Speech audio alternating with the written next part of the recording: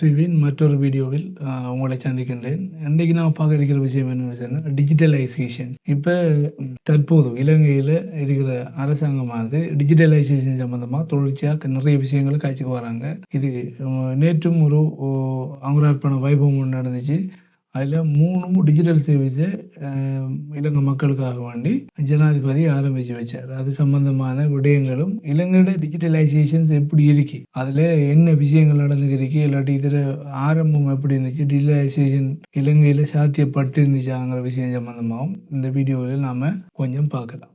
Digital transformation சம்பந்தமாக தற்போது பெருசாக பேசப்பட்டு கொண்டிருக்கிற விஷயம் ஒன்று இலங்கையில் நடக்குது. என்னென்னு சொன்னால் இது தற்போது நேற்று ஒரு விஷயம் நடந்துச்சு. அதாவது 7ஆம் தேதி பிப்ரவரி மாதம் இலங்கை ஜனாதிபதி தலைமையில் அன்றகுமார் திசாநாயக் அவர்கள தலைமையில் 3 சர்வீஸ்கள் ஆரம்பிக்கப்பட்டுச்சு. 3 சர்வீஸ்கள் டோட்டலாக அது கிட்டத்தட்ட 3 டிஜிட்டல் சர்வீஸ்களை ஜனாதிபதி தொடக்கி வச்சார். அதிலிருந்து இந்த டிஜிட்டலைசேஷன் சம்பந்தமாகவும் டிஜிட்டலைசேஷன்ஸில் அரசாங்கங்கள் எந்த வகையில் அதை பங்களிப்பு செய்யலாம் என்கிற விஷயம் சம்பந்தமாகவும் பல்வேறு வாத பிரதிவாதங்களும் அடுத்தது இதை எவ்வாறு செய்யலாம்ங்கிற சம்பந்தமான விடயங்களும் தொடர்ச்சியாக போய்க்கிருந்துச்சு. உண்மை என்னன்னா டிஜிட்டலைசேஷன் சொல்ல விஷயம் கட்டாயம் தற்போது இருக்கிற உலகத்தில் டிஜிட்டலைசேஷன் கட்டாயம் நடக்க வேண்டிய ஒரு விஷயம் மாதிரி. ஏன்னு சொன்னா இலங்கையை பொறுத்த வரைக்கும் இலங்கை ஒரு வளர்ந்து வார ஒரு நாடாக இருக்கிற சந்தர்ப்பத்தில், அதாவது இடையில் நடந்த ஒரு பிரச்சனைகள் அதுகளை விட்டாலும் ஒரு வளர்ந்து வார ஒரு நாடு, எக்கனாமிக்கலா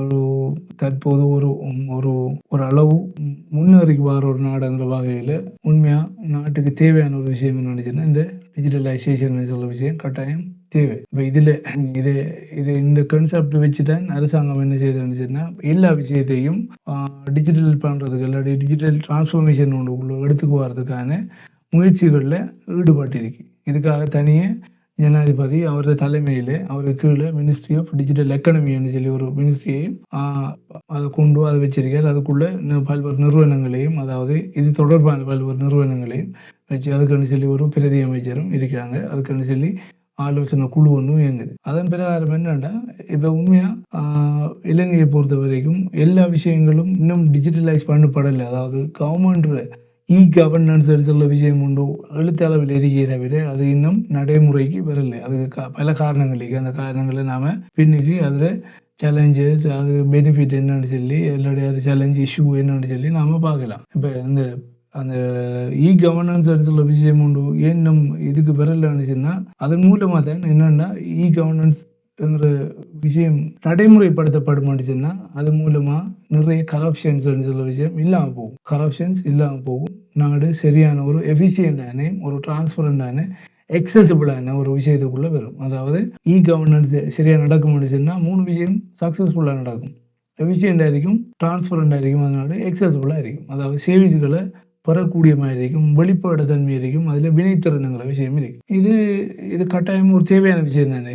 ஒரு நாட்டை பொறுத்த வரைக்கும் இந்த 3 விஷயமும், அதாவது பெற சேவை பெறுநருக்கு இந்த 3 விஷயம் சக்சஸ்ஃபுல்லா இருந்துச்சுன்னு சொன்னா இது 3 கிடைக்கும் சொன்னா எந்த ஒரு பிரச்சனையும் இல்லை. அதே மாதிரி அது அரசாங்கத்தில் நிர்வாகத்தை சரியாக கொண்டு போகிறதுக்கும் ஒரு முக்கியமான விஷயமாக காணப்படும். இதைத்தான் இந்த டிரான்ஸ்ஃபர்மேஷன் எஃபெக்ட்னு சொல்றது. இதைத்தான் இந்த டிஜிட்டல் டிரான்ஸ்ஃபர்மேஷன் எஃபெக்ட் இதைத்தான் அரசாங்கமானது தற்போது எதிர்பார்க்கு. அதுக்கான ஆரம்ப கட்ட நடவடிக்கைகள் தான் தற்போது இப்ப நடைமுறையில கொண்டு போறதுக்கான ஏற்பாடுகள், பூர்வாங்க ஏற்பாடுகளை இந்த அரசாங்கம் தற்போது செஞ்சுட்டு வருது. சரி, இப்ப நாம இன்னொரு விஷயம் உண்டு, ஒரு கேள்வி ஒன்று உங்களுக்கு இல்லாம ஏதோ இந்த அரசாங்கம் தான் இது புதுசா கொண்டு வந்திருக்கிற மாதிரி ஒரு போற்றை உண்டு இல்லாட்டி ஒரு பிம்பம் ஒன்று உருவாக்கப்படுதான்னு சொல்லி பார்த்தா இல்லை. உண்மையா இது பழைய முன்னின அரசாங்கங்களும் சில சேவைகளை ஆன்லைன் மூலமாக இல்லாட்டி கணினி மூலமாக வழங்குறதுக்கான சில வேலைகளை செஞ்சிருந்தாலும் அது டோட்டலான ஒரு எஃபிஷியன்சியான ஒரு விஷயத்துக்குள்ள வரல. சரி, அது என்ன நடந்துக்க முடியுதுன்னா முந்தி நடந்ததுல பாரம்பரிய ரீதியா என்னன்னா கவர்மெண்ட் சேவைகளை பெறதுக்காக வேண்டி நாம் என்ன முடியுதுன்னா பெரிய நடிய கியூல நிக்க வேண்டியிருக்கும், நிறைய பேப்பர் ஒர்க்குகள் பார்க்க வேண்டியிருக்கும், நிறைய அதுல அந்த பேப்பர் ஒர்க்கை முடிச்சு நாம சப்மிட் பண்ணாலும் நமக்கு அது திரும்ப கிடைக்கிறதுக்கான அதாவது அந்த சேவை பெறுறதுக்கான காலதாமதங்கள்னு சொல்லி பல்வேறு விடயங்கள் இருக்கு.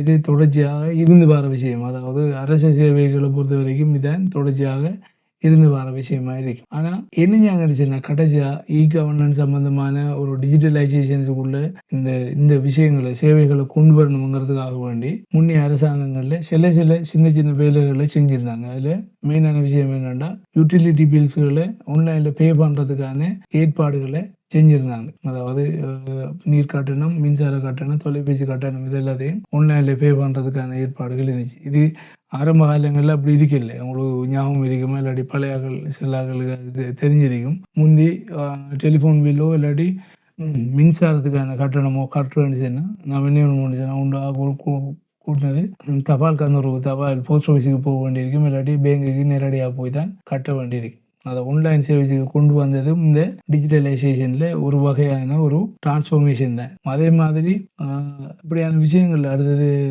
பர்த் சர்டிஃபிகேட் எடுக்கிறது. பர்த் சர்டிஃபிகேட்டை இப்போ எடுக்கிறங்கிற விஷயம் இல்லாமல் பர்த் சர்டிஃபிகேட்டை எல்லாத்தையும் அதாவது பிறப்பத்தாட்சி பத்திரத்தை பெறுறதுக்கான இல்லாட்டி தொலைஞ்சதை பெறுறதுக்கான இல்லாட்டி இருக்கிறத பெறுறதுக்காக என்ன செய்யாங்கன்னு எல்லாத்தையும் டிஜிட்டலைஸ் பண்ணி எல்லாத்தையும் ஸ்டோர் பண்ணி வச்சிருக்காங்க. டேட்டா ஒன்றுக்குள்ள மொத்தமாக்கி வச்சிருக்காங்க. அப்படியான ஒரு விஷயம் ஒன்றும் நடந்திருக்கு. இப்படி சின்ன சின்ன விஷயங்கள் நடந்துக்கு தான் இருந்திருக்கு.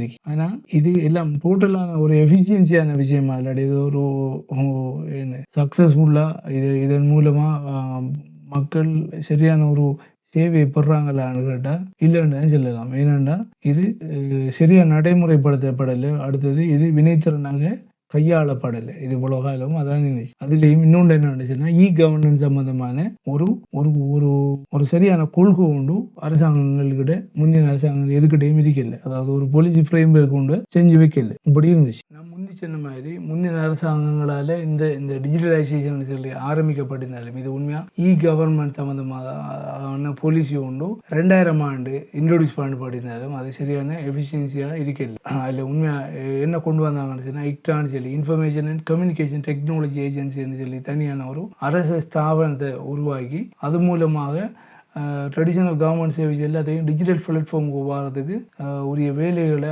ஆரம்பிக்கிறதுக்காக வேண்டி அந்த இக்டாங்கிறத நடைமுறைப்படுத்தினாங்க. ஆனால் அதில் உண்மை என்னென்னா கிட்டத்தட்ட ஒரு சர்டன் லெவலுக்கு அதுக்கு மேலே அங்கே போக இயலாமல் இருந்துச்சு.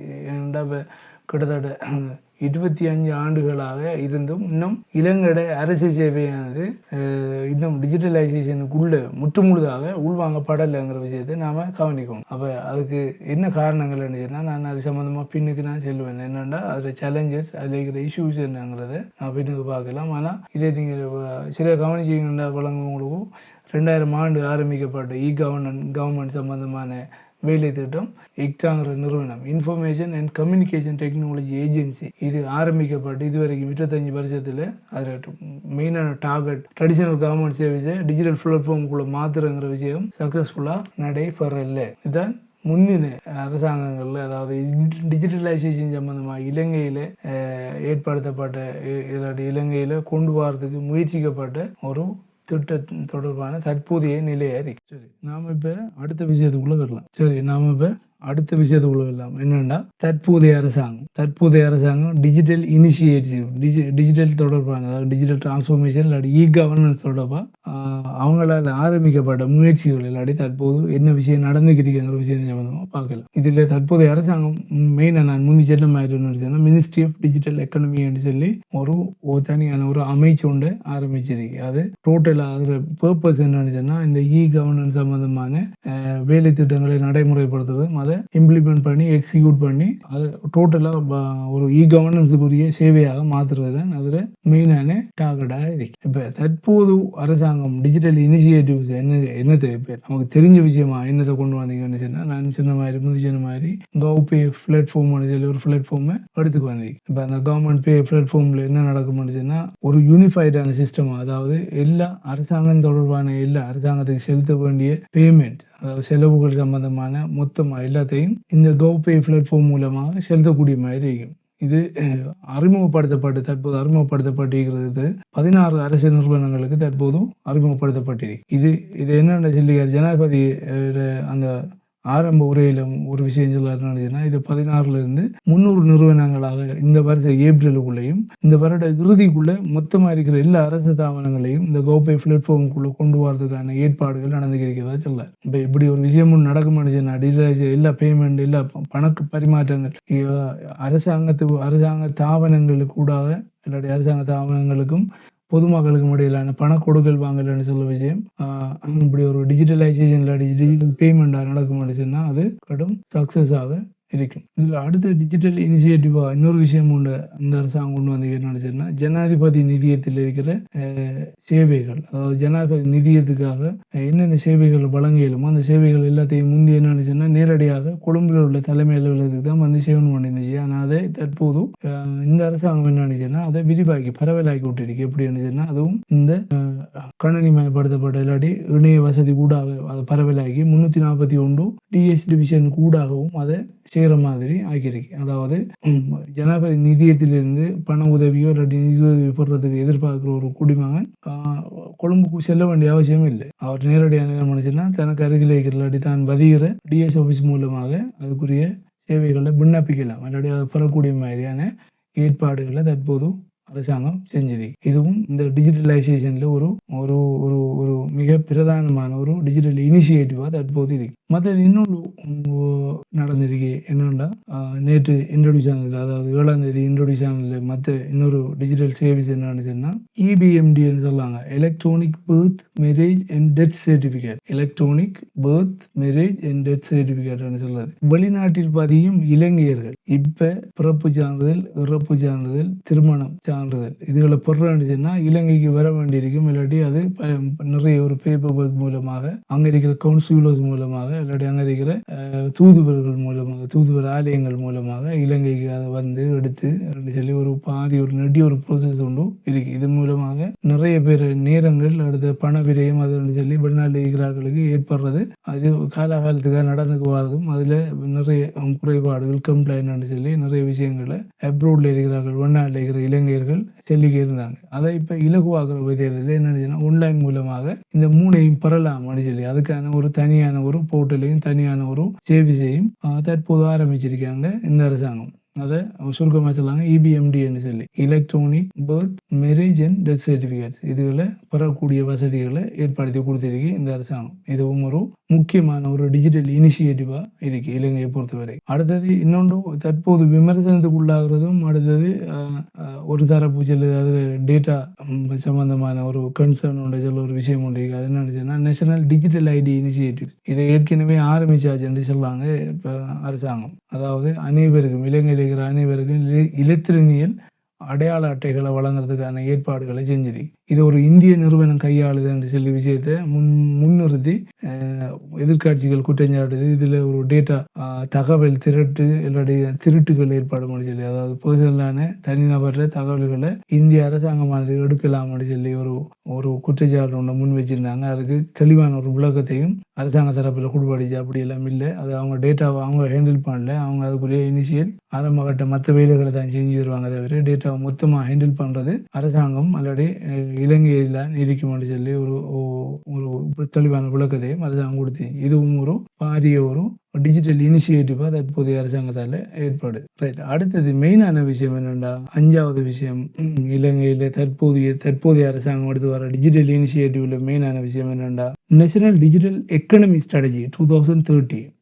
அதாவது நான் முந்தி சொன்ன விஷயம் உண்டு தானே, அதாவது டிஜிட்டல் பாலிசி அதாவது இலங்கைகள்னு சொல்லி ஒரு கொள்கை வேலை திட்டம் ஒன்று இதுவரைக்கும் இல்லை. அந்த வேலை திட்டத்தை கொண்டு வரதுக்கான ஒரு டார்கெட் அதனுடைய ஒரு ஸ்ட்ராட்டஜிக்கல் டிராஃப்டா 2030ஆம் ஆண்டு வரைக்குமான ஒரு டிராஃப்டை இந்த அரசாங்கம் சமர்ப்பிச்சு. அந்த பிளான் என்ன சொல்லுதுன்னு சொன்னா இலங்கையில இருக்கிற எல்லா அரசு சேவைகள் எல்லாத்தையும் டிஜிட்டல் எம்பவர்டுக்குள்ள எல்லாருடைய டிஜிட்டல் மயமாகக்கூடிய மாதிரியான வேலை திட்டங்களை கொண்டு போற விஷயத்தையும் சொல்றதோட அடுத்து என்ன செய்யுதுன்னா இலங்கையில இருக்கிற இலங்கை சமூகத்தை டிஜிட்டலி எம்பவர்ட் சொசைட்டியா மாத்துறதுக்கான அதாவது இலத்திரனியல் மயமான ஒரு சமூகமாக இலங்கையை மாற்றுவதும், அடுத்தது இருக்கிற உள்ளாக கட்டமைப்புகளில் அதிக அளவு கூடுதலான கவனம் செலுத்துறது, டிஜிட்டல் ஸ்கில்ஸ் அதாவது இலத்திரனியல் தொடர்பான கணினி தொடர்பான தொழிற்திறன்களை வளர்க்கிறது, சைபர் செக்யூரிட்டி, அடுத்தது செக்டர் ஸ்பெசிபிக் டிஜிட்டலைசேஷன் அதாவது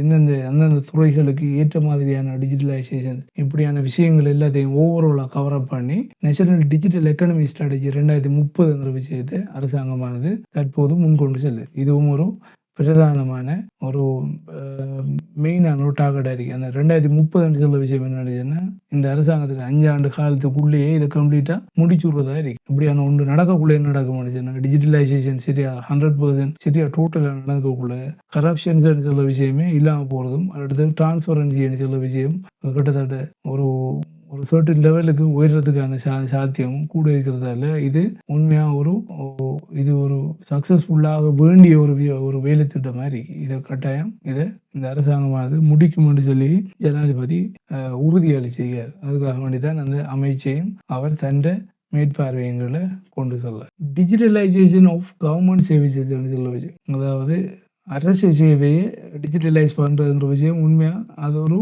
அது ட்ரெண்ட் இல்லை. உண்மையாக அதான் ஃபியூச்சரில் இருக்கிற கவர்னன்ஸாக தான் இருக்கும். ஃபியூச்சரில் இருக்கிற ஆட்சின்னு சொல்ல விஷயம் அப்படி தான் இருக்கணும். ஏன்னா இப்போ வேகமாக மாறிக்கு வர உலக ஒழுங்கில் டிஜிட்டலைசேஷன் சொல்ல விஷயம் தான் தகவல் தொடர்பு டிஜிட்டலைசேஷன் இதுகள் தான் முன்னுரிமைப்படுத்தப்படுற ஒரு விஷயமா இருக்கிறதால அதான் கட்டாயம் செய்ய வேண்டிய ஒரு விஷயம் மாதிரி. இப்போ உண்மையாக இது இந்த டிஜிட்டலைசேஷன் விஷயம் எங்க சக்சஸ் ஆக முடிச்சுன்னா, ஒரு ஆக்டிவான பார்ட்டிசிபென்ட் சிட்டிசன்ஸ்ல, அதாவது குடிமக்கள்ல ஒத்துழைப்பும் இந்த டிஜிட்டலைசேஷன் தொடர்பான அவர்கள அவேர்னஸும் அதை பெறதுக்கான அவர்கள உந்துதல்லையும் தான் இந்த டிஜிட்டலைசேஷனுக்குரிய சக்சஸ் இருக்கு. இதைத்தான் ஜனாதிபதியும் எதிர்பார்க்காரு. அவர் இந்த நேற்று கோபே அது சம்பந்தமான அவர் உரையிலையும் அதுதான் காண கிடைச்சிச்சு. அப்ப இந்த டிரான்ஸ்ஃபர்மேஷன், அதாவது டிஜிட்டல் டிரான்ஸ்ஃபர்மேஷன் சொல்ல விஷயம் உண்மையா சரியான ஒரு ட்ராக்ல போகுதுன்னு சொல்லி நாம நம்பணும் நினைக்கிறேன். இது சம்பந்தமா நீங்க என்ன நினைக்கிறீங்க? உங்களை இது உண்மையாக சரியான ட்ராக்ல போகுதா? இது மூலமா நம்ம இலங்கை இன்னொரு வேறொரு ரூட் எடுத்து டிஜிட்டலைசேஷனுங்கிற விஷயத்துக்குள்ள சக்சஸ்ஃபுல்லா வருமாங்கிற சம்பந்தமா உங்களோட கருத்துக்கள் என்னங்கிறதையும் எனக்கு சொல்லுங்க. இதை சொல்லலாம் நாம தொடர்ச்சியா இன்னும் நாம பார்க்கலாம். டிஜிட்டலைசேஷன் தொடர்பாக இப்போ இருக்கிற விஷயங்கள் இதுகள் தான். இதுக்கு இன்னும் ஃபர்தரா என்ன டெவலப்மெண்ட் வருதுங்கிறத நாம அடுத்து வர வீடியோக்களில் பார்க்கலாம். இது தொடர்பாக இந்த வீடியோவில் ஏதாவது உங்களுக்கு கருத்துக்கள் இருக்கிறன்னு சொன்னால் இதை எனக்கு தெரியப்படுத்துங்க. மற்றது சப்ஸ்கிரைப் பண்ண நிறைய பேர் பார்த்துக்கிறீங்க, சப்ஸ்கிரைப் பண்ணி போட்டு பாருங்க. நான் இது ஒரு வளர்ந்து வர சேனலுங்கிறதால உங்களோட ஆதரவு எனக்கு கட்டாயம் வேணும். எனவே தொடர்ச்சியாக வீடியோ பாருங்க, உங்களோட நண்பர்களுக்கும் அறிமுகப்படுத்திக் கொள்ளுங்க. மற்றொரு வீடியோவில் உங்களை சந்திக்கலாம். நன்றி.